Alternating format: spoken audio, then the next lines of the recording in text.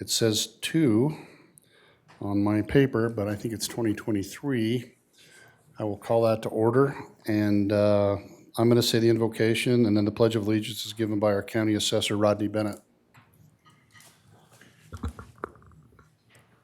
Our dear kind Heavenly Father, we come before Thee today as a commission, and we appreciate Thy hand in all the things that we do. We are grateful for we live in a free country and for the things that happen that have made us this way. May we be able to understand and realize that some things slip away easily if we don't pay attention to it.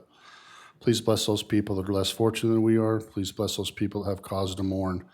Please watch over those people that live in areas that are flooding, that we might be able to temper the weather and that things might be able to come off and not cause problems for everyone along the banks of those rivers.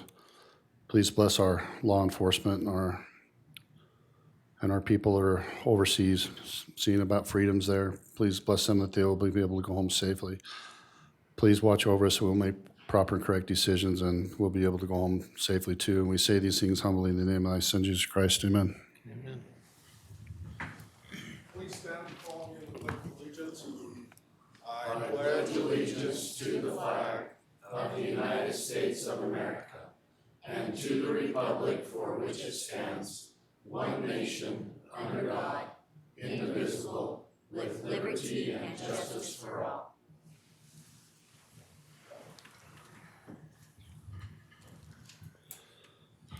Okay, I think we've got a couple things in minutes. Have you guys looked over the minutes? I didn't see anything out of the ordinary. They were actually attached this time. It's been a while. So I've got a couple sets of minutes. I have reviewed the minutes. I would like to make a motion to approve the minutes for April 11th, 2023. Can we do them both at the same time? Thank you. I would also amend that motion to approve the minutes for April 19th, 2023. Second. I've got a motion by Commissioner Bingham and a second by Commissioner Perry. All in favor? Aye. Thank you. Administrative review, future reports, agenda items, former agenda items. Is this where you want to gush over what happened this weekend, Lee? You can do that. About April, Gene? No, about, where did Yes. where did we go? I spend forgot where we spent 3 our, we days? spent my 3 days out there. Yeah, for those who are out there and don't know, we held the Carriage Association of America Learning Conference was held here in Box Elder County. We had 18 states represented and 2 provinces out of Canada that came down and took advantage of wagon land out of Eli's place. And even starting Sunday afternoon after many of them went home, Sunday afternoon and Monday, we've been continually getting emails about how great it was. Probably the best time the Carriage Association's ever seen in the United States. In all the places they've gone over the United States, they just thought it was an outstanding event. And we have some folks here that helped out with it. The Selmans that were there to help out with Eli and others in the county stepped forward. And even I signed up to go and was part of it, was going to go and just participate. And you don't do that in Box Elder County. Eli calls you and puts you to work, so I got to do parking. So I was in charge of parking out there. It was great fun to people pulling up and wondering what the heck the commissioner was doing trying to park cars behind Eli's place. But we got over 100 cars behind his barn out there, and there were still a few that decided they were going to park on the highway whether we liked it or not. But it was a great event. In fact, the Carriage Association had a silent auction, an auction where they raised almost $12,000 during that time. And we've got a lot of hardcore visitors that will be back to our state and be sharing the wonderful time they had in Box Elder County. So I suspect they enjoyed themselves to be back, including the gentleman that told me that our hotels are priced way too cheap. One of the gentlemen I was there, he's like, I'm not paying near enough for that hotel there in Tremont, and I paid almost $500 a night in Florida.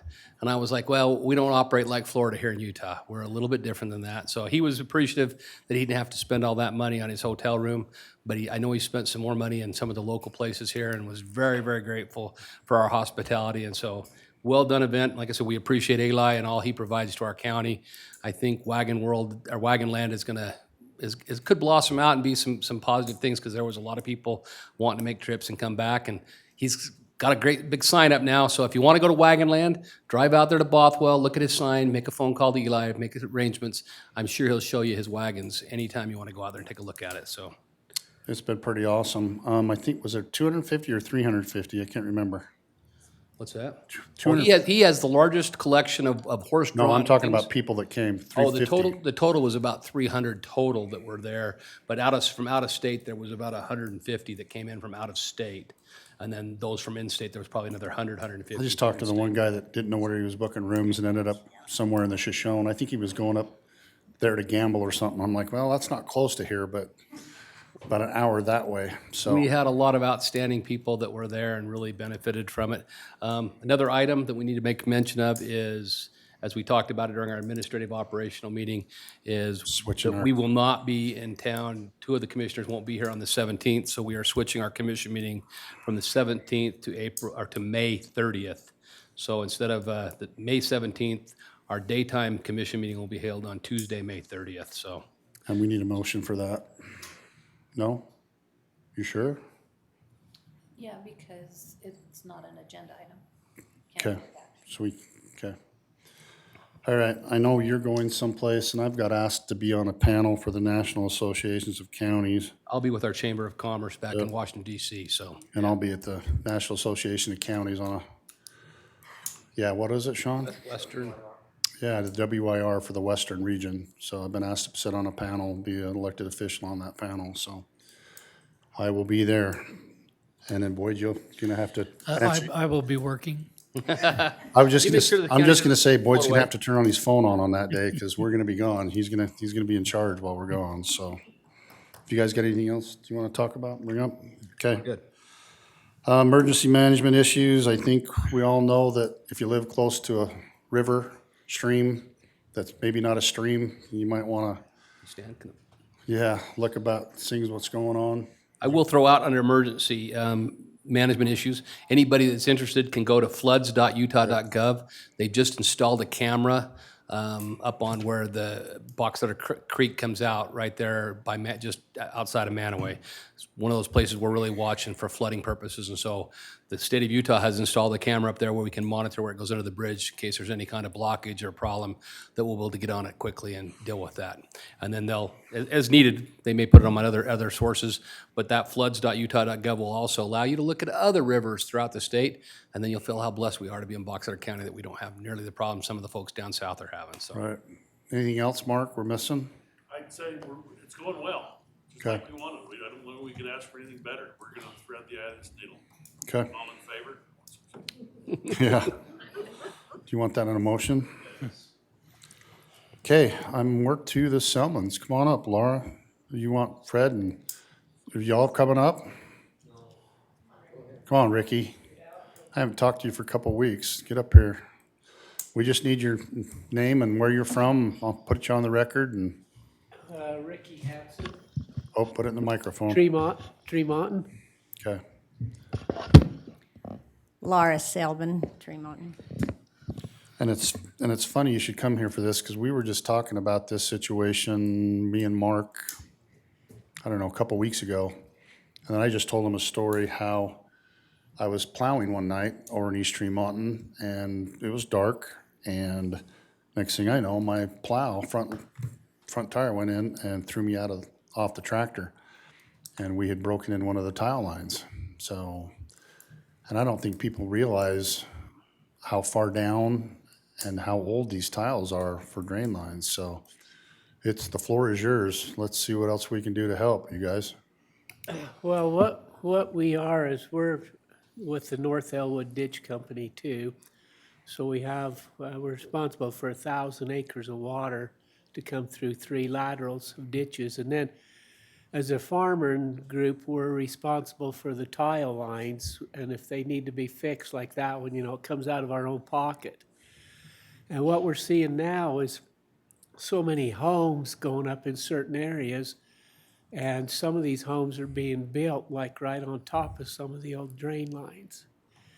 And out in our area, there's no burrow pits, there's nothing to drain any water. There's no drainage to drain surface water. And so we've allowed people, as a ditch company, to pump water into our ditches that run back to the canal with wastewater. And so there's a situation there, we've got the drain lines with homes going on it. How do we go in and repair if one of them breaks? And then that will cause problems upstream if one of them tile lines are broke. And so there's the two issues. There's the surface water issue that we have, and then the Well, and then drainage. and rumor has it you might have some, or we might have some that we need to look at to see if we have some of these maps for where these tiles are. Back about 25 years ago, Soil Conservation took it upon themselves to map out all of these drains, and Thane Mickelson was over the project, and he actually did a thesis in college on mapping out these drains, and was his thesis. Those maps were put in Box Elder County. They were put in each town. The maps are available, and builders, contractors can go and use those maps. We're building on top of our drain system, and then people are ending up with water in their basements. And no one, including myself, wants a wet basement. Well, and wasn't it, well, I know because I sent Darren out to East Tremont a couple different times when we were pumping Haltners, and I know that, is it Fred's brother, the Selman? Oh, yeah, Dean's Dean's had, house had 7 feet of water in it? well, he had Selman Pond. This year, we had McMurdy Lake. Yes. And we really wondered if we ought to ask if we could have bird watchers come, if the bird refuge would come. Because Or plant fish, one of Plant the two. fish. Well, we kind of wondered about fish because we really didn't know if we'd. And it's funny because, I shouldn't say it's funny, but as soon as Donnie called me and I said, so what happened to that tile line that ran across the road? And there had been 4 houses that were built across the road, and they didn't extend the tile line to go east.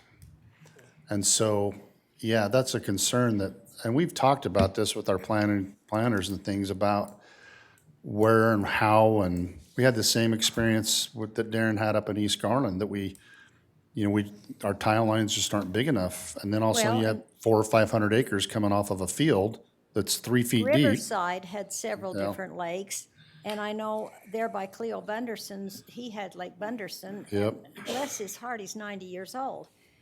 And so it was interesting, and I don't know, we can't do anything about what's happened, but Well- what can we do for a future? But I also think there's sometimes we can do with what has happened, because we're gonna probably help Tremont and try to decide on how they're gonna turn that. And they're gonna have to do something with those 4 homes to be able to drain those things. But in the future, we've talked about those things about you don't build a house at level if you have to go up to your road. I mean, all we're doing is trellising off flood warnings, right? I mean, I have the same problem at my house. When I was growing up, my grandma's house was level with the road, but now it's 3 feet high. Yeah, The road's 3 feet high. That's what's happened. The county raised a lot of the roads out there about 20 years ago. They raised them 4 feet, and it's put everybody in a hole, and there's nothing to The drain the trellis, surface yep. water. Like I said, it's just like being off of dry Yeah, farm, you're yeah. trellising all this water. So we've got to start looking at doing some of these things. And then plus when we're, making homes, like you said, if we know where that drain line is underneath there, a house shouldn't be going on top of it. Right, because what happens, 5 years ago when we had the problem, we called you and you got that big pump in, the drains back up and then the water comes out of the manholes that we have, and then it just floods, groundwater comes up, then surface water, and it's just something we gotta look forward to fixing. So part of the problem, sorry, Lee. Go ahead. Part of the problem is you have local entities that have constant change. And so you say, 25 years ago, they had all these maps. I know from Honeyville's experience, we had a closet full of maps and nobody knew what they were about. So every quarter, isn't it every quarter, Stan, the COG gets together? It is, yeah. Where the mayors of all the communities and Scott's there as well. That might be a really good place to get those documents out and explain that to I will everyone. throw in, the actual, just so you know, Representative Peterson in our state legislature, he asked, and we brought it to the COG, and actually the mayors are going to meet and talk about this very issue with drainage districts and drainages and figuring out what you're asking for is maybe having the cities work with us as a county to come up with some rules that say, hey, we need to have, before we issue building permits or allow builders to build, that we need to look at those drainages and say, don't build here, or if you do, the owner has to understand that we're going to have a right-of-way to go in there and fix that drainage if there's a problem. Just And like so- any other easement. I don't think Scott might be able to help answer a couple questions, because I don't know, if you have the map, Scott? So, something that would be really helpful for us, the Corinne. Grab this. Drainage District, they have, several years ago, they provided us with maps of their system. And anytime we review a building permit in that area, we see if there's a drain line there, and then we'll mark it. And I think it was the health department that provided regulations that if you're going to build a house where a drain is, there's some state code that applies as to how that drain needs to be relocated or accommodated, depending on whether it's where the septic is or the home is. Conservation has access to those maps. I know they do. That's who Okay. did it. And So I would like to see us get them here digitized. They Yeah. were brought down to the Okay. county, I know that, but what happened, I don't know. That's a good But I know question. soil Okay. conservation has those maps and has them available. And I think we have some, because I know I got some from the clerk for when we were looking at the Tremont and Garland Drainage District. I've looked at theirs, and they have some maps that lay out their drainage right now. And I know they're working really hard, but they're having the exact same problem you're talking about. I've talked with that drainage district, and they're frustrated because they've had to insist on some boxes being built for them to get in and fix those drainage problems out there. So I think we can work on something along that I think line. it's a great idea. Yeah, So- it'd be, getting them digitized, like having our GIS department put those on a map would be Yep. helpful as well, but, the West Corinne ones, we don't unfortunately have them on our GIS map. We just have to pull up a scan and look at it in relation to where the building's being built and make a decision based off that. It probably wouldn't wouldn't hurt to have contacts for all the drainage districts as well. So if there is an issue, we can reach out to whoever's in charge of that drainage district and say, we have a building permit in this area. These are the, Historical knowledge, we were talking about this with Mark a little while ago, because there was a subdivision going on 102, headed out towards my house, and I flat out told him in a meeting, I said, these houses better not go slab on grade. They were like, well, yeah, but it passed all the perk tests. And I said, yeah, it did this year, because we've been in a drought for 10 years. And when they had those 4 houses, they were pumping, and so the historical knowledge a lot of times has to do, and just because you got a permit doesn't make it able to, you ought to go ask your neighbors if you're building in a community, what is it like 20 years ago or 30 years ago? And That's part of the problem that we get with our contractors, because they don't check with anybody, and we don't have a drainage district in East Tremont, you Right. could say, Yep, Nor, I don't know what Fielding has. I am not sure, I don't know. some of a drainage district, Yeah, so the drainage district is only half the problem. yeah. So you're talking about drains are not in every section of ground. Right. The other part of that problem is if a developer comes in there, they ought to be responsible to drain that neighborhood that they're developing so that they're not adding to the problem, but they're solving their own problem. Well, and they're supposed to keep it on site now, supposed to, but, with all these 50-year floods that happen every 5 now, it's hard to, imagine how big of a thing you've got to have. So I've never seen Ray's and, your brother's place flood like it has in my 50 years. I've never seen it backed up like that. I haven't seen it in mine. Yeah, I'm see. a lot older than you are. Yeah. Yeah, So- 2 years. So I went to the West Corinne meeting a month or so ago, the drainage district, and their big issue was their subsurface drain wasn't working because they were draining into a barrel, and their barrels were 50 feet maxed high. out, clear full. No place for it to go. So, I mean, when you start talking drainage, everybody's got to be involved in that because it's got to get away from you somehow. Yeah, we have one spot that it drains onto the county road and it'll puddle up. Right. and it'll run across the road, and that's how we tell if we get a half-inch of water. We just as soon you leave that alone because that was a good one. That's how we measure the water, because the water situates, and then, I mean, it's kind of a hazard, you know, without that water, Thanks, Scott. people driving through it and stuff, but there's just issues out there that's got. We appreciate you coming. Thanks, but we've been talking about this, well, I've been talking about since 2017. Fell in plowing. Yeah, well, and then 2017, I was walking in East Garland trying to find out where we were gonna put this pump, and I luckily had a shovel with me, and I fell into a drain ditch. And I would have drowned because I had my waders on too, but I actually pulled myself out. But people just don't know that that's where this stuff is, and it's critical for our Absolutely. drainage. So thank you guys for coming. You bet. Thank you. Thank you. And thank you for what you do. Thank you. Oh, we have Miss Holdaway.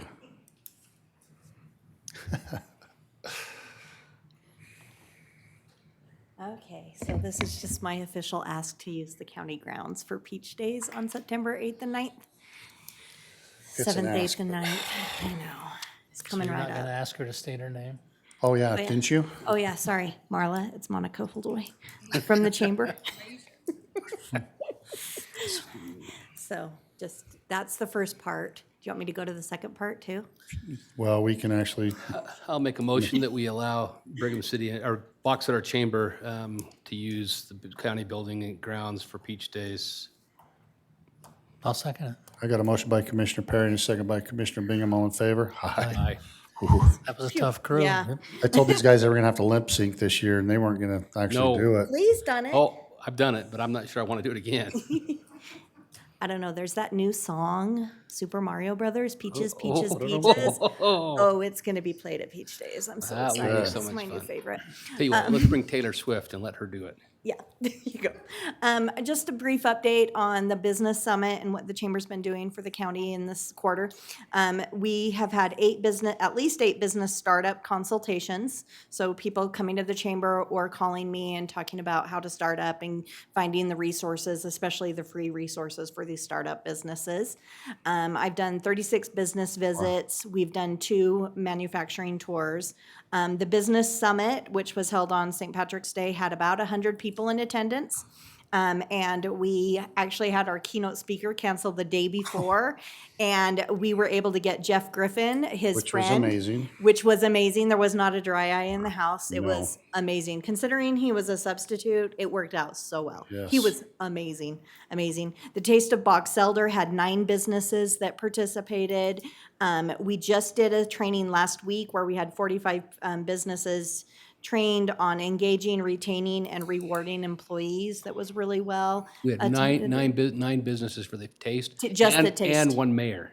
Well, he was kind of a business because he set up the Tremont, but his was amazing, huh? The Yes. ribs. He We have to kept give it credit to the mayor of Tremont. Mayor, yeah, he was He knows, amazing. he knows how to Yes. do ribs. That's right. And obviously, employees is the business is still number one concern. We're doing a small and home-based business conference, kind of like the summit, next week, but it's much more focused on the small business. We have Lagoon's HR director is our keynote, and then we have the Small Business Development Director, Jason Yurka, is going to speak, Mark Alexander from Bridgerland. Then we have an accountant and an HR person talking about that. That's a breakout, and social marketing. So really just trying to, we reevaluated and wanted to make sure that when we hold an event, the businesses are getting education out of it. So almost every chamber event this year will have some education for the business community. And these are all open to any business. We also did the career day, which was amazing. It was amazing. 500 students turned in their paper at Bear River High School, 800 at Box Elder High School. We were able to award 2 $1,000 scholarships and 3 $500 scholarships to each high school. So we were able to give away 10 scholarships. We're actually doing. And this is the first year, right? This is the first year of See, the and that's- career day. That's Yeah. amazing. Yeah, and so we had sponsors, and thank you to Box Elder County supported it, and Brigham City, I got a grant from Brigham City. So putting all this money together, and we bought a few gift cards, but the majority of it went to the scholarships. I'm headed to BAT's career days tomorrow over Are in, ya? over in Yeah, I Logan, couldn't go, so. represent well. Yeah, Yeah. go Box Elder. So we were just really excited to be able to offer these services to the Box Elder County businesses. So I know and you went to the appreciate your Utah support. one where I was at too. Yes, I was at Utah's I one think the yesterday. biggest and the best thing I got out of there was the lady that was the director of the Kim MC Gardner. Natalie Gardner, she was amazing, huh? She was amazing, talking about how Utah has shifted in the last 10 years of it being a decade. We have gone from the first time ever to our natural growth has been overcome by people moving in. Migration, First time ever. yeah. Less babies and more. And then we've gone from 4.2 kids per family to 1.9 kids per family. Yeah, So it's pretty interesting to see some of the things that she talked about that Yeah. has just changed. We went just- from a small Small- state state to a medium size. and jumped 4 states, which has never been done, to a medium-sized state. Still number one in the nation for economy. I mean, Everything, yeah. and I think the biggest push on there was how do we continue to grow and still keep our Utah feel? I mean, they pushed that They did. for 2 days. How do we continue to have the things we have in Utah and still keep a community feel? And I was so impressed with that being coming down from Governor Cox, sorry. That's a big job. Down. Yeah. I tried to get on Main Street at Tremont today and it took me 15 minutes. Good luck, yeah.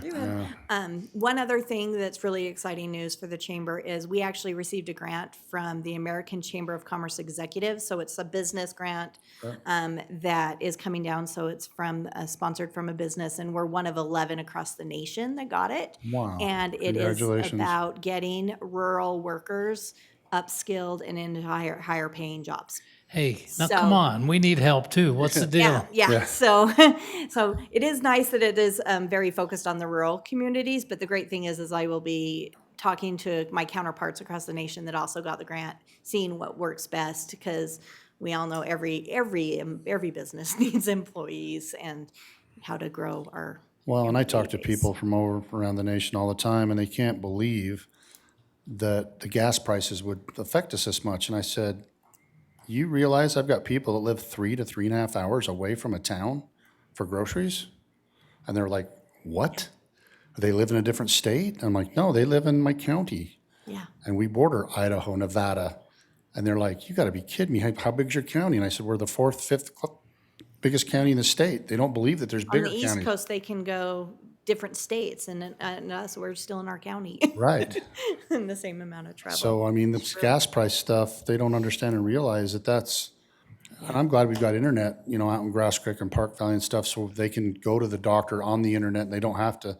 But I remember this, and I can't remember what her name was now, and I probably wouldn't say it anyway, but she was in tears because she said it took her $500 in diesel to come back and forth to town, take their kids to the doctor, go to the grocery store. So what kind of money do you have left after $500 Yeah. fill your car up with diesel?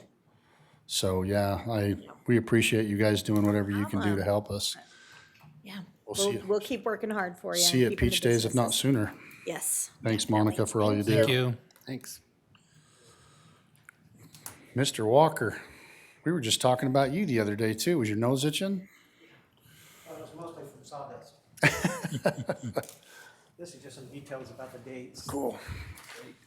Just state your name and My name is David Walker.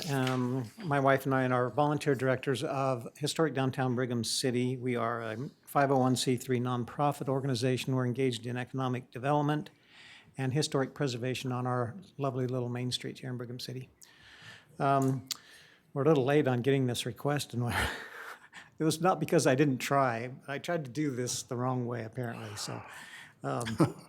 We would like to request continued use of the parking lot on the third Friday of each month, May through October, for our Third Friday Live activities. Third Friday Live is a organic, sort of a merchant-led activity where we have food trucks and sometimes live music, and we try to get merchants to stay open late. Because the story is, people don't come down because the stores aren't open, and the stores don't stay open because people don't come downtown. So we've got a chicken and an egg problem we're trying to solve a little bit at a time. So that's the Third Friday Live request. And then this is to be our 8th annual art festival called Art on Main. It's a pretty nice fine art show, and we've added a number of venues over the years. This year, we've had a group of plein air painters of Utah is bringing a traveling fine art exhibit to open at Art on Main. It's going to travel throughout the state. It's called the Highway 89 Show, and it's a Kinda like the collection Route of both. 66, huh? Yeah, That's it's a cool. collection of both plein air and studio pieces that, there'll be about 150 works of art there. So we're excited about that. But anyway, our request is for the chalk art and the live stage and the concert and the food trucks out here in the parking lot like we've done in years past. And we're really grateful for the county's support, not only on this and the other things that you do for us. And since you guys haven't been here for very long, it's been an amazing event that helps the downtown and people really come out to do these things. The farmer's market and everything else you guys do is amazing. I appreciate you do. I noticed how you said we're volunteer of this thing. So when you say volunteer, that means no money. And these guys do this out of their goodness of their heart. So Well, we do appreciate the support that the county gives to us through TTAB grants and other things. So Yeah. that's a lifesaver for us. if you guys got any questions for them? Nope. Pretty- I just was looking to make sure, it looks like there's no third Friday that's going to impede on things we've already promised. That's the only thing I was looking for. Correct. What I'm Not worried about at all was Peach days, we don't do. Peach days, I know you're not. That's yeah, the you wouldn't second do it then. weekend anyway, I but- was actually more worried about, and that's the only one I can't remember when we authorized for the Fun run. the fun run is the 10th, so Same we're thing. good there. Actually, I'm thinking of the garden club. I think that's a Saturday though, right? There's a We go down. Saturday.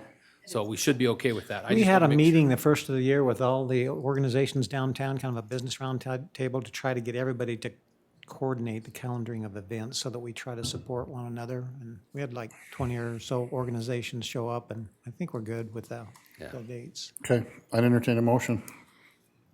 I'll make a motion to approve the annual request for activities planned on Brigham City Main Street. Second that. I've got a motion by Commissioner Bingham and a second by Commissioner Perry. All in favor? Aye. Thanks for all you do. Thank you. By the way, the Appreciate it. mural is going to be amazing. Looking forward to seeing that mural go up. So And we appreciate your support. And, It'd be awesome. Well, looks like we're Fred Hayes. Come on up, buddy. State your name and where you're from.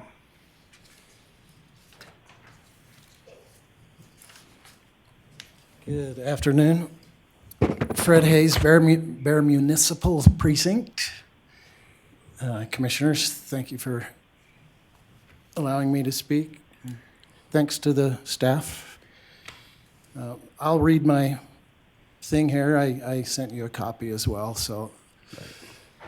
It's been almost 4 decades since critic Alan MacDonald warned about a risk to the shuttle transportation system.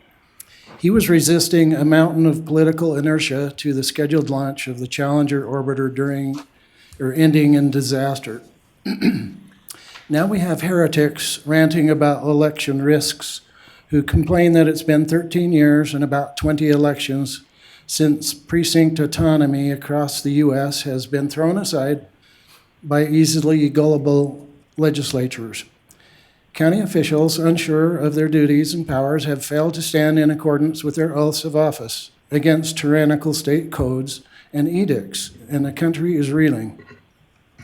Dr. Walter Dougherty's sworn declaration regarding the use of ES&S machines, which I provided to you by email, is under oath testimony, witnessing to unnatural vote accumulations using the same voting machines and software which are in use in Box Elder. His declaration mentions the state of Alabama, which shares a similar trait with Utah. Both states' election officials have refused requests for public voting records, stating that their release would reveal private information, or they have claimed that the reports are not available through their machine software. Both of these claims are untrue. Tentacles of nationwide manipulation are reaching us. Information on irregularities in Edison's aggregate vote recording service for November 2020 involved Box Elder. Information on these two topics, Dr. Doherty's sworn affidavit and the Edison report of irregularities, were presented to the previous commission on April 6th of last year. Therefore, it's been 13 months since these matters were discussed in these chambers. To my knowledge, the past commission did not conduct any investigations or take any actions on the warnings of that presentation. Additionally, vote accumulations by ES&S machines and software in 18 counties of 5 different states acquired to date, which are Arizona, California, New Jersey, Ohio, and West Virginia, indicate manipulation of voting data. In his inaugural address, President John Adams said, "We should be unfaithful to ourselves if we should ever lose sight of the danger to our liberties, if anything partial or extraneous should infect the purity of our free, fair, virtuous, and independent elections. If an election is to be determined by a majority of a single vote, and that can be procured by a party through artifice or corruption, if that solitary suffrage can be obtained by foreign nations, it may be foreign nations who govern us, and not we, the people, who govern ourselves. Each of you elected officials are to have sworn an oath on taking office to support, obey, and defend our constitutions and discharge the duties of your offices with fidelity. I'm wondering what importance this commission places on the integrity of the vote. In light of John Adams' quote, I am wondering how high a priority will be given to election integrity by this commission from this point on. I'm wondering what actions will be taken to defend the secure delivery of my voice, which is my ballot, from my hand all the way through the counting process. I'm wondering if my elected commissioners will stand between me and a tyrannical executive branch. Would this commission be motivated to open an investigation and to receive public comment by way of a properly noticed public forum to learn of the feelings of those shouting warnings and those desiring a redress of grievances? This is one of the inherent powers of an elected commissioner, which answers the First Amendment for petition and redress of grievances. In light of John Adams' quote, what could be even remotely as important? Thanks. Have you guys got any questions? Yeah, Fred, you said something about opening an investigation. What would you like us to investigate? The machines? Is that what you're talking about? The entire election structure that we've got going now. See, it's been about 13 years since we did away with the precinct, the use of a precinct. And since that time, not a single ballot has been hand counted and witnessed by a person in a precinct. So we in our precincts, we have no idea if these machines are working properly. In fact, the machines were never once tested against a hand-counted tally, you know? We never got to, why wasn't that ever done? Why isn't it done on a spot basis all the time, continually? Because how can you possibly trust a machine, you know? But that's not just the only thing. I mean, there's many, many, many things. This reminds me kind of some people that need to go on a trip on an airplane. And there's an airplane sitting there, and say there's 300 people that need to go. And there's the pilots and these people. And the people say it's a shiny airplane that's right in it. And the pilots are all saying, we've checked that airplane out. We don't want to fly it. And that's our situation as election researchers around the United States. We've got thousands of hours of looking at elections. And we would like to be heard. We think that we have valuable information. Now, this document that I referenced that was sent to you is admissible court evidence against ES&S machines. This has been used in court.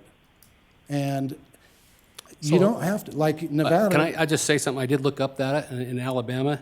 One of the things that came out in the court, it said that as they went through to look at it, they said they weren't able to locate a single person who said they were interviewed by the drafters of that report. And they went on to say that Walter Doherty and Jeffrey O'Donnell authored that report, and it said when investigators contacted Doherty of Texas A&M, he said he did not personally talk to any of the election staff and that his co-author O'Donnell conducted all the interviews. Then it said Rubenstein said O'Donnell declined to participate in the investigation and referred the DA's office to talk to an attorney. So it concerns me that you're presenting this documentation to us when Alabama has looked at and investigated this, and their investigative report is saying, Mr. Dougherty is telling us, I'm not willing to take any blame for this. I would check the source. There's a lot of different, It was Alabama, it's from Alabama's government. is well, what it once was. again, Dr. Dougherty signed that under oath. If he's willing to take on ES, have him go take him on. Oh, he is willing to do it. Yeah. Ask Fox News how well it worked out for them. Yeah, that was a good way to fund that was a sneaky way to fund things with the Fox News deal. Okay, you got any? I don't have any other questions, but I appreciate the information. I do appreciate that too. And I appreciate the elections we have with Marta. I mean, honestly, she's been. Thank you, Marla, for, She's been very open and asking if you wanted to come in and take a look or watch, and I have been so impressed with our elections, honestly, in Utah. And Fred, I take it, I mean, you say the past commission didn't do anything, but yet we contacted the lieutenant governor's office. We talked to the governors. We talked to the legislators about doing some things to make it more open and more things like that. So honestly, some of the words that I read and through this, yeah, your elected officials are doing something about it. But just because we're not doing it your way does not make it a problem. Do you understand? my invitation stands. I would love to have you open an And investigation. I'm, like I said, that's great, but I've done everything that I need to do to make sure our elections in Box Elder County are valid. I don't have a problem with elections in Box Elder County. I don't care what's going on in Alabama because I'm not an elected official there. The same machines are Do used you know how many counties there are in Kentucky? There's 320 counties in Kentucky. And you mentioned how many counties in this? How many counties? 29 in Utah. Oh, I know. Believe me, I know how many are in Utah. 3,240 counties in the United States. Yes. Yeah, what? And every one that we have data for, every single one that we have data for shows sign of manipulation. Yeah. So with that, like I say, the pilots looking at this airplane don't want to fly it. The passengers who haven't studied it, like I say, these people who are studying these things have thousands of If Marta hours. told me that they weren't safe and she didn't feel good about it, I'd take the what she pilot. said. Yes. She's the She's the pilot. pilot, not the public. She's the pilot in this election. I appreciate your comments. Thank you. guys got Okay, anything? thank you. Thanks. Oh, Grouse Creek Grant. Yeah, we're not to there yet. I guess we ought to, Yeah, we can merge the next two if you okay. want, That'd be great. A and C. I know we got Ben Hart on the phone. We're a little bit late. Sorry, buddy. We're just gonna move these two together. So it's, who, have you got this? Boyd? Yeah, Okay. I was just gonna mention, the Conservancy District and the people from Collingston and Deweyville all kind of work together. Deweyville's gonna continue to provide water for the upcoming year. I don't think they actually put an end date on the contract, so they can provide water until this well can get finished up there. But in the meantime, the Conservancy District is studying the water flows in the Pack Barnard Spring and through 5 different personal private wells there. So they're tracking that, doing some studies. So they're going to be doing that through this upcoming season. So Okay. that's kind of what they're headed to do. The other agreement was between the Conservancy District. Carl, do you want to come and give us a brief synopsis of this other thing? Would somebody shut that door? Please? Thanks, Kevin. Carl Mackley with the General Manager of the Bear River Water Conservancy District. Appreciate the partnership with Box Elder County in sort of sponsoring assets that the district acquired in 1990 out in Bothwell, including a farm and water rights out there. We have a bond, a 30-year bond that'll be paid off in 2026. And my understanding is that during the first 3 years of the existence of the Conservancy District, we were overseen and sponsored through Box Elder County, and so the assets that we acquired up until that time, which consist of our assets out in Bothwell, are also part-owned or overseen by Box Elder County. The Conservancy District has those assets and has a water system out there. Water rights in that area are limited and have been limited for a long time out there. And for the past 12 years, we've leased water to an individual out there. And this individual drilled his own well and just needed water right to be able to take water from that well to water his livestock. And as we looked at it, it just made sense to the district board to just sell him that small amount of water, that he could continue to use his own well. We didn't have to put in a measuring device. We didn't have to monitor it. We didn't have to report it, that kind of thing. We didn't have to replace any of the infrastructure. He owns it. It just made sense to the board to sell that to him, and so there's an agreement to Yeah, I sell saw the that. agreement come through. So I don't think Annie had any problems with it, or else they'd have, No, I talked to Annie and they reviewed it and they then were fine. recommended we move forward with it, so. Okay. Thank you, and they were good to reach out to me as well. Have you got any questions, Lee? Thanks for bringing it to us, and I understand those things from 30 years ago. We were talking about historical knowledge today, so sometimes we have to go back and Oh, yeah. talk to the people who put it in place and stuff, so I don't have any questions, do you? No, I think I'll make a motion that we sign the document. 2333? Yes. Could I, specific in the document itself is also that he file his own change application on that, so that he I can. noticed that. Right now, it's in municipal use. You have to be a public water supplier to have municipal use, so it would be illegal for him to have that. Okay. So he's got to just change it to stock watering. Okay. Is all. So we would request, as part of that agreement, it's probably understood, but that we get a signature on the change application as well. Sounds good to me. So this document, the agreement is signed first, and then when you get that change application, you're gonna bring it back, And then and we'll we'll, sign that document as well. Yes. yep, Okay, So your motion is which one? for the 2023, or the 2333. Yep. yep. I'll second it. I got a motion by Commissioner Bingham and a second by Commissioner Perry. All in favor? Aye. Aye. Thanks, Carl. Thank you, and especially thanks to Boyd. Yep. So do you have the original document? Here's right here. Oh, I got it there, so we can get that signed? 23, this is, okay, that's the right one. Why don't we just sign it and send it with him? No, she needs to have a She has copy. to copy. okay. We'll have to send it to him. Okay, we'll send it to you. Chrissy can make a copy for you. Carl?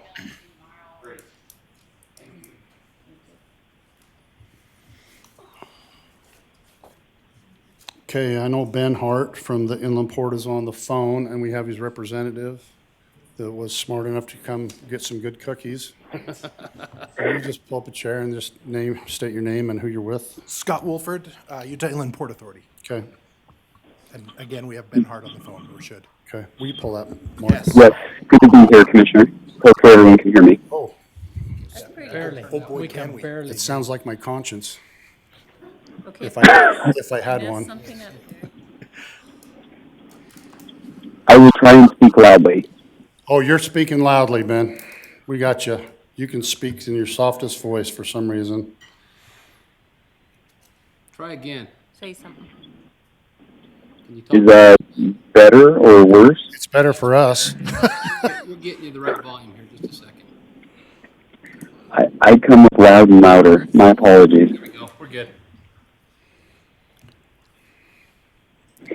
I just texted him, speak louder, and you fixed it. So now we speak, okay. Speaking softer. But then I think it took our microphones off too. Is that Okay, we're on. better? Okay. So Okay. do you want to tell a little bit about what's going on? And Well, I'll bet you Director Hart would love to talk first. okay, Director Hart. I am the B team. No, Scott is the A team. I'm going to try and talk very quietly. So it's a pleasure to be back in front of the Box Elder County Commission. When last we were with you, January, we had a chance to talk through our resolution just a little bit. Now we're to a point where we've been working with a few municipalities in the county, and it's our hope to be able to get a resolution from the Box Elders at the right time and make sure that we can now move forward with the project area plan and budget. And so I will defer to Scott on the details, but I want to make a couple of points that I think are very important. First, as we come in, we're not trying to change anything that the county is doing. We don't have land use. We don't have any other type of control in terms of permitting or zoning or entitlement. Our goal also as we work through the plan and budget process is to ensure that we are collaborative with what the county wants. So we're going to be putting into the plan and budget those items that are critical and taking guidance from the county. And so it's never going to be a time or a place where you feel like you're getting a heavy hand, but you're going to be with us every step of the way. And again, our purpose here is how do we create the right logistics for the county while also empowering the local economy. So as we work with those officials in Box Elder County, our hope is to create, again, the right logistics system, the right economic opportunities to really help to empower this community, create jobs for kids and grandkids. And so I'll turn it over to Scott, see if he wants to add to those comments, maybe give a little bit of an update in terms of where we're at working with some of the local communities as well. And we're happy to take any questions. Okay. I can give as much or as little detail as you want, Commissioner. I was just going to say you can talk about some of the communities that are doing the exact same thing that we're doing to be able to continue this process. Absolutely. We last night we had 2 resolutions passed, one in Spanish Fork and one in Tremont City. We are in front of the Brigham City Council tomorrow and Garland later this month. The area that we received from the commission kind of bridges between county and municipalities, and that's certainly an advantage. We see, obviously, Box Elder County is the crossroads of Utah, and Utah the crossroads of the West. There's something really appealing here for us. One, to create the economic engines that are going to continue to fuel job growth in the county, but also to synergize the logistical systems in the county. And we think there's a really great opportunity. You're in a great spot in between Pocatello and Ogden to do some optimization of rail, and right on the UP line, and then of course the junction of I-15 and 84. We see a huge benefit and potential here. And US 91 coming from Cache. It's not bad either. So I had a question. Yes, sir. We had our county attorney review this, and they were kind of okay with it, but had a couple of questions. And one, I talked to Ben yesterday about this, and he mentioned when we talked on the phone that if there's property owners that didn't want to be involved with that, they did not have to be involved. Correct. But our county attorney said that there's really nothing in there in that agreement saying that people had to be notified or the way they needed to be notified, Also correct. and that there is a time frame constraint. So if they're not notified and there's a time frame constraint, it looks like to me that when all of us are gone, that could easily be overlooked. Is it possible to change that document and put those things in? We can either via interlocal agreement or just within the plan and budget, any way that you want that to be communicated, we're happy to do, short of knocking doors. Well, we might need you to do that. But in all reality, I think we're representing the citizens of the county, and we need to do what we can to put protections in place for them. I would just add, Commissioner, yes, I agree. I would add, for a constituent, someone that lives within a port project area, they shouldn't notice any difference whatsoever. Their property tax doesn't change, just where it goes will change. It's all on the back end. Yeah. And so if they never found out, I'm not sure they'd know, but certainly we want to do due diligence. Especially with neighbors. I agree with him on neighboring partners on stuff like that. I think one of the biggest things that, like I said, you bring to the table is that I think it was actually Director's Hart. He was just like asked, and it was just kind of interesting. He says, so what do you guys want to do with those? Because we can say where the taxing part of it's going to go. And he says, you know, you guys are having some housing shortages. And I also, and then he also says, but aren't you looking to try to protect some farmland? And I said, you know, that's true too. So I really think that this is kind of be one of those things that where if we wanted to come together and use some of these RDA monies to protect some of these, you know, prime places to grow that we have, I mean, what a better way to, like you say, create a better, you know, future for our kids and grandkids when all this farmland isn't going away and we can have our own central parks all over the place. Yeah. We are So- working with the community right now. They want to use differential to purchase environmental easements. And we want to use the differential the way you want to use the differential. It's the county that calls the shots. So it's just inland port money is not an RDA though, right? It's so similar. It's Similar, hard to but tell it's the difference. not. Correct. Okay, it is not the RDA, so that's one of the things we were looking at RDA maps. It is separate from that, right? Very similar process, yes, sir. Well, but, and when we started the process with the last administration, before Ben took over, we were looking at doing our own RDAs. We looked at the sites, but we never pulled the trigger and did budget and planning and anything like that. I thought it was pretty interesting. I just shared the budget and planning pretty much with the project, you know, that's going to go up above Lazy Boy, where really the county doesn't have a whole lot of say in what's going on. But, you know, you look at that from, you know, $300 a year to, you know, that could buy a lot of property in some interesting places to be able to continue to do the things that we need to do. absolutely. So, The process, Commissioner, to your, oh, sorry, boss, go ahead. go ahead. Well, I apologize, but hopefully I'm not too loud. But I think what we're looking at, what I heard was a question regarding what our process is for notification. It was stated correctly. Right now, what the process is somebody would have to opt out within a certain time frame for their inclusion in a port project area. If one of the stipulations the county has is, hey, will you go knock on every door and make sure that you get consent, that we have not had that requested of us before. I think trying to go to every landowner in every respective project area, to your question and quote unquote knock on doors, I think what we're required to do in terms of public noticing and making sure people have general awareness in terms of their opportunities to opt out is the path that we're comfortable with. If there's a sense that, hey, we really want to notify everybody in these respective areas, we would probably look to it's not something we'd be afraid to do. It's just we probably work with the county. We probably need some help and support from that. Yeah. I'd be okay with giving you property numbers and you know, sending it to those property owners. I mean, you're thinking about hundreds. You must be talking about Salt Lake or someplace because most of these projects you're going to have 3 Yeah. or 4. Yeah, So, and usually in normal development situations in the county, it's within so many 100 feet. A property owner next to this other property, so 300, 400, 500 feet or something like that. Yeah. So it would be limited in number.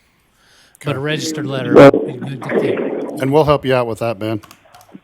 Yeah, look, if you guys can get us all the addresses of any of the affected landowners that you would like us to contact, we're fine to send a letter. That's no big deal. Another thing that came up is that I know Commissioner Perry is very adamant and wants to make sure that this continues on when some of us elected officials aren't elected officials anymore. And so we were talking about, you know, bringing it up to like Sean Milne from Bragg that works for community development / economic development, that, you know, he could be now one of our key points in this, point of the spear, to be able to make sure that he knows what's going on. And Scott Lyons, you know, the same thing, that we all work together along with Patrick and Stewart and make sure that this thing flies. We'd be happy to work with whatever agent. So if we went ahead with this tonight, how soon do we need to appoint our contact person for Box Elder County? Would be my question. We'll move at your pace, Commissioner. We've kind of laid out what we think the rest of the year looks like for us, and we're kind of popular folks right now, but again, we'll move at your pace. And I think the reason they're popular is the one company / could announce as soon as this week. that's great. So that's, I think, the reason. So, but interlocal agreements can come, this one that's happening now really doesn't affect the county because it's in Tremont and Garland, but, you know, interlocal agreements could come forward with the rest of the things that happen, so. We kind of anticipate parallel paths working on these with the municipalities, and Right. so we'll get as much done as we can, but again, look to your leadership Okay. to determine when we pull the trigger. Have you guys got any more questions? I don't. Okay. I'd entertain a motion. I'll make a motion to approve Resolution 23-02 Inland Port Authority. I'll second it. I've got a motion by Commissioner Bingham and a second by Commissioner Perry. All in favor? Aye. Thanks, you guys. Thank you. Thanks for coming up. Drive home safely. Well, the rush hour's probably over. You'll be good. Okay. Thank you, Commissioners. Thank you. Thank you. Oh, Scott Lyons Show.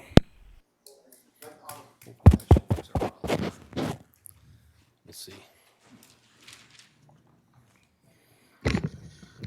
All right, so my first item is a corridor preservation project. CPF 22-02. So this project originally came before the COG in October of 2022.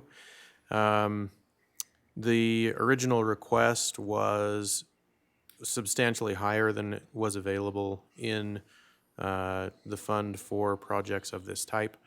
So the COG told the city, Garland is the requesting city, told them to go back to the drawing board, and they basically said in the fund there's, I think it was $180,476 eligible for this project type.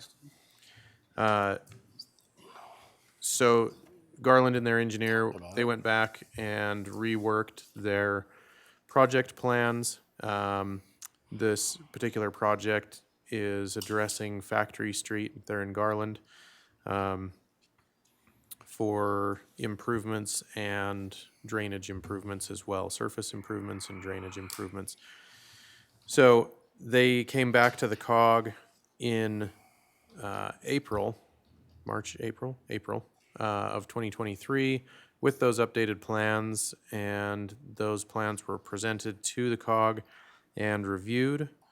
And the request at that point was what funds were available for this project, $180,476, with a city match. City was proposing a match of $99,324, and at that point, the COG approved the project and sent it on to you for your review. So if I remember the conversation, part of that matching fund was because a developer was involved. Is that what you remember? No, yeah, there are two subdivisions along this stretch of Oh. Factory Street, and they will be paying for any improvements along Outside. their frontage Oh, that, okay, that, yeah. that their development has an impact on directly. But outside of that, it basically the way the city's engineer had to redraft the project. So the city was originally awarded, and I sent this over if you got the packet, Yeah. but in 2021 they were awarded $292,000, subject to a $97,000 match. And then in order to make the project work on the scale they needed it to, they basically needed $670,000. So with the 180 additional from the fund, they would have to come up with that 99 themselves to total that 670. So that was kind of, in order to do the project right, they had to put more skin in the game because the fund didn't have quite enough. So, Okay.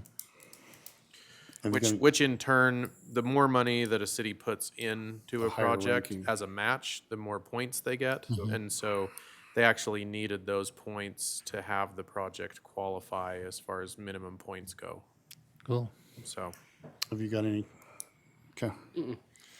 I'd entertain a motion. I will make a motion to approve Corridor Preservation Fund request CPF 22-02 for Garland. Second it. I've got a motion by Commissioner Bingham, second by Commissioner Perry. All in favor? Aye. So my 534 is getting Gone. skipped. Yep. Correct. 536. We're only a half hour late, so it's okay. 536, ordinance 577. So this is proposed as a new chapter, chapter 5-8 in our land use code. It addresses kennels specifically. The Planning Commission received an application for a kennel last year. Complaints regarding kennels have increased in our department. Our understanding is that during the pandemic, everyone decided they wanted a dog, and everyone, because of that, dog prices increased significantly. So everyone now thought they were a dog breeder so that they could capitalize on that increase in cost per dog. So because of that, we're now receiving more more complaints regarding kennels that actually aren't kennels. It's just backyard breeders, essentially. And in our code previously, we just had a definition for a kennel, and then that basically 5+ dogs. And then that definition for kennels was allowed in certain zones subject to a conditional use permit. The issue with that, and the Planning Commission experienced this last year when someone came in after being complained about. They came in, submitted for their conditional use permit, and the Planning Commission deliberated for probably 2 hours discussing what conditions need or didn't need to be applied to this conditional use permit in order to ensure that they ran in a way that was, they could operate their business while also not infringing on their neighbor's right to enjoy their property freely. So what they directed us to do was to create a kennel chapter, and the goal of that specifically is now when they want a kennel permit, it's not a 2-hour deliberation. As staff, we've done a lot of research and basically come up with clear standards. So if you want a kennel, then these are the standards that you must meet, and then you are eligible for a kennel license. Kind of solves the whole what conditions apply or don't apply situation. A similar example would be our accessory dwelling unit ordinance is instead of coming in, deliberating, and it just says, these are the standards. If you meet them, you're eligible for an accessory dwelling unit. So along those lines, that ordinance was drafted. It went to the Planning Commission as like a working report multiple times, and then also went back to them for public input, public hearings twice. And at their meeting last month, they recommended approval on this current draft of it, which comes to you now for your action. I should clarify that this was sent to the county attorney's office. We haven't heard back from him. So if you choose to approve it, We'll do it pending. subject to his Subject to it. review. He was in attendance with all of those Planning Commission meetings. So really the language of the ordinance or the chapter, he's very familiar with. We just have him review the ordinance to make sure that the language of the ordinance is up to his standards, so. Do you see a leash law coming to this? So the county Anytime has, what is the name of it? Not a leash law, but they have an animal at large ordinance that's been in place for decades. Right. And so if there are animals that meet that at-large definition that are running free and causing problems, and a neighbor calls, they would contact the sheriff's office, and the sheriff's office would enforce via that ordinance. So, Which is going to raise another problem that we'll tackle another day. yeah. So, okay, I'd entertain a motion. I will make a motion to approve ordinance 577, chapter 5 through 8 kennel ordinance, depending upon review of our county attorney. Perfect. I'll second that. I got a motion by Commissioner Bingham, second by Commissioner Perry. All in favor? Aye. Thanks, Scott. Thank you. Appreciate your work. I missed the CBDG grant. I think it's when you said you could mix those two together. I didn't know which two you were mixing. I'm sorry. A It's and C. okay. Yeah. So this is a community development block grant. Grouse Creek has done some amazing things on their water systems through this. I appreciate the efforts of such a small community wanting to do such big things. So I don't know, is this a pass-through? Charlene, do they send it to us and we send it to them? Okay, just one of those. Okay. I appreciate you helping them too. So I'd entertain a motion to approve me signing the document. Okay, I'll make a motion to approve CBD grant, Grouse Creek Grant 23, number 23-27. Second. I've got a motion by Commissioner Bingham, second by Commissioner Perry. All in favor? Aye. Sorry, I should have said that. You're okay. You're okay. Kevin, now it's a Kevin show. Geez, you don't have anything in front of us in 6 months and take up the rest of the meeting. And he's got more coming, so. State your name and who you represent. Kevin Lloyd, Box Elder County Fire Marshal. Put that, you're gonna have to eat that.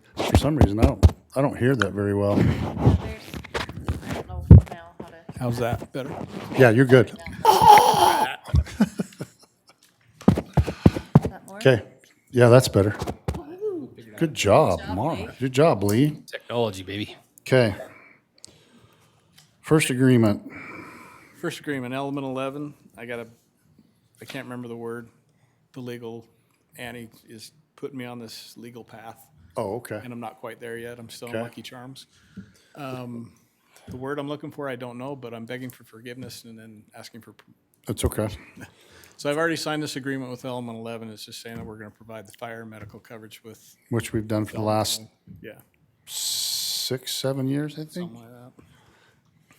So Yeah. who's element 11? I don't know. We're gonna take It's you just out the there. Park Valley 1111, Yes, right? yes.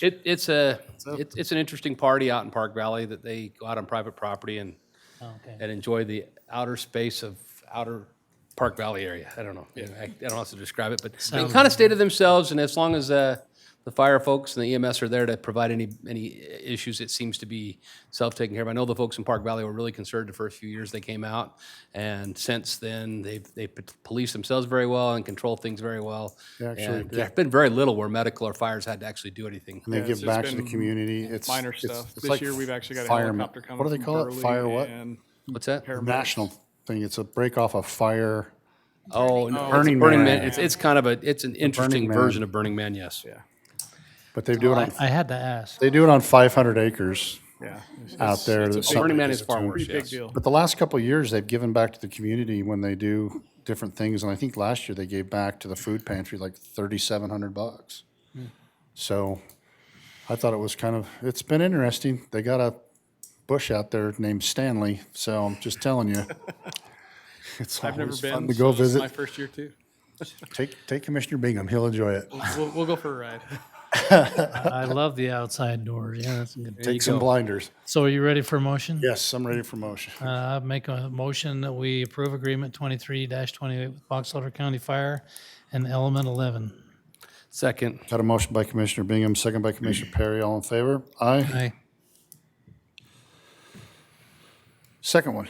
Second one, state kind of threw a curveball again, begging for forgiveness. I already signed this one, but state threw us a curveball with our ambulance license and wanted any neighboring cities that either will help service us or we service them having an MOU. So Yep. had to hurry and sign this one just to get our license up and Okay. up and running. So Just authorize his signature. Yep.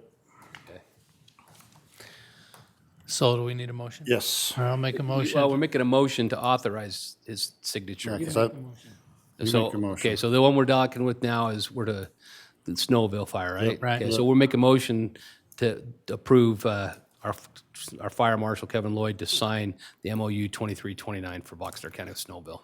Hey, I'll second look, it. Look at there. It's already done. Whew, that was quick. Got a motion by Commissioner Perry, second by Commissioner Bingham. All in favor? Aye. Aye. Okay. He just needs to sign it. the next We one, need you to sign that one. That's the one that you think you signed, but you haven't signed. You got a pen? Officially, we need to have you sign. Maybe you that. did, but I don't have a copy of the signed We need an one. official signed copy. That's element 11. Okay. And we gave you the approval to sign.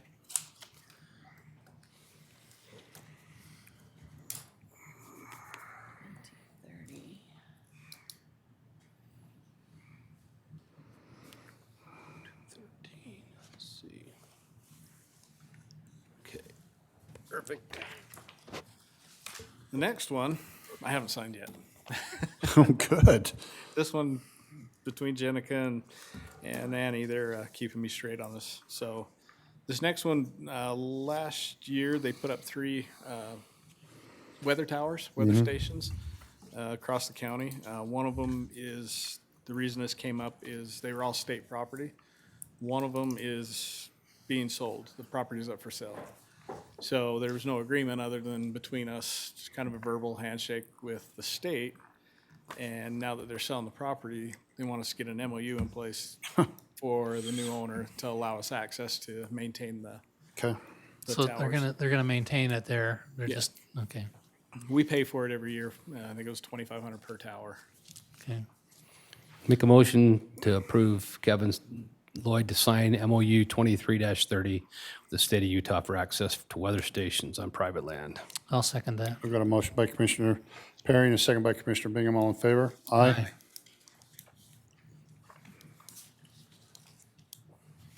Is 30 and 31 the same thing? One is access to weather stations. One's and then maintenance. Maintenance. Yeah, that one's for maintenance of the weather The other stations. one's access. Are they two And- separate ones? Looks like it. One's private ground, one's BLM. Yep. Okay. Was there 2 in that one? I only have one, that's why I'm asking. I only have 1 too. Oh, I just have the one. Okay, so maybe it's on there too.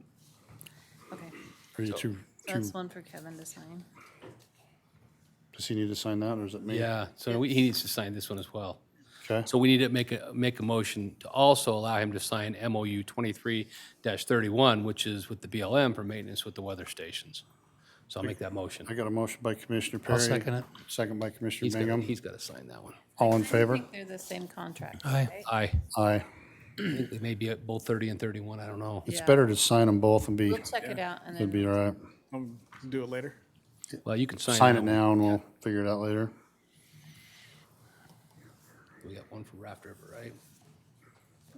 when Stan signs out. I need to sign this one? You'll sign that one when we do it, yeah. We need to make,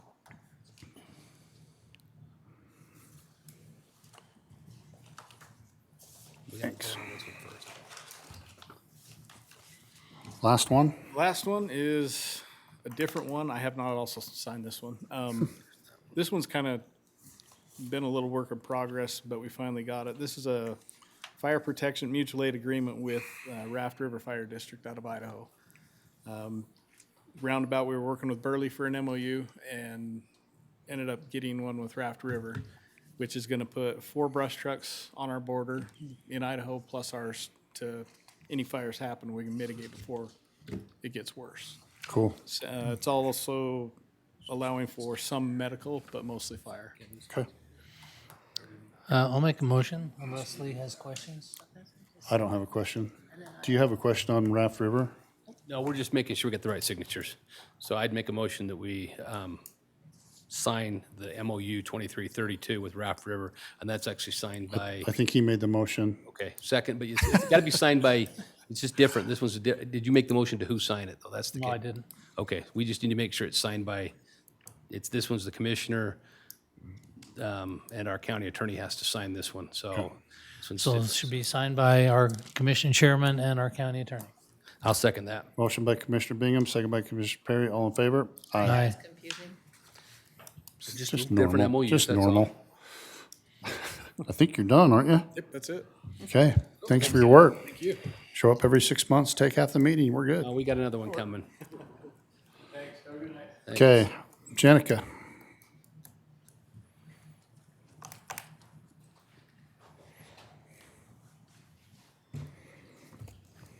Okay. Tonight, I'm bringing before you. Jenica Standard. Jenica Standard, HR. Thank you. I'm bringing before you the PHP long-term disability benefits proposed amendment that was proposed by House Bill 105. So the proposal would change for a pilot period the long-term disability benefit to allow mental health disabilities for more than 2 years. Right now, they're capped at 2 years. For our participation, we have to opt in. It changes the percentage that we pay from 0.5% to 0.68%. So what that means in dollars is $880 a year. So I think it's a good idea.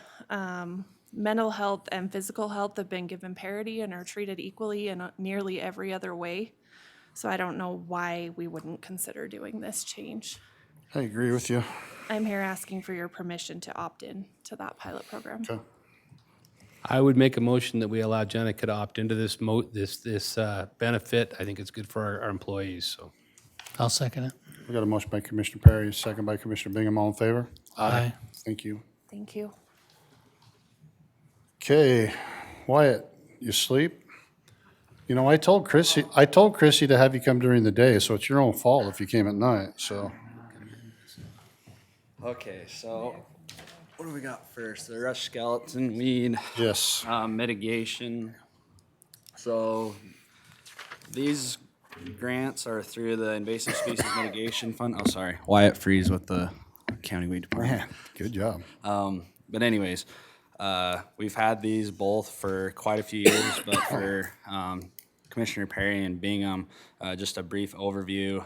Rush skeleton weed Box Elder County is one of the only counties in Utah that has this, so we've been receiving this funding to help landowners treat this, so it helps subsidize the cost of treatment, helps supply herbicide to participating landowners, and helps pay for other different control methods. So that's the rush skeleton weed mitigation grant agreement for $50,000. The knapweed EDRR agreement is for $14,250. Helps pay for the same stuff, but this is for knapweed specifically throughout the county, mostly in West Box Elder County. A lot of the ranchers and livestock producers out there struggle, and has affected their livelihoods. So we put in for this to help with that, and yeah, it's just requesting. You notice he said that we're the only county in Utah that has brush skeleton? We You could know, export you know it. why that is? Why? Because their borders to the north That's have right. plenty of it, That's and exactly right. we're the last. Should we build a border wall? We're the last resource. I mean, if you went up to Boise and stuff and seen what rush skeleton has done to Idaho, you would just. Yeah.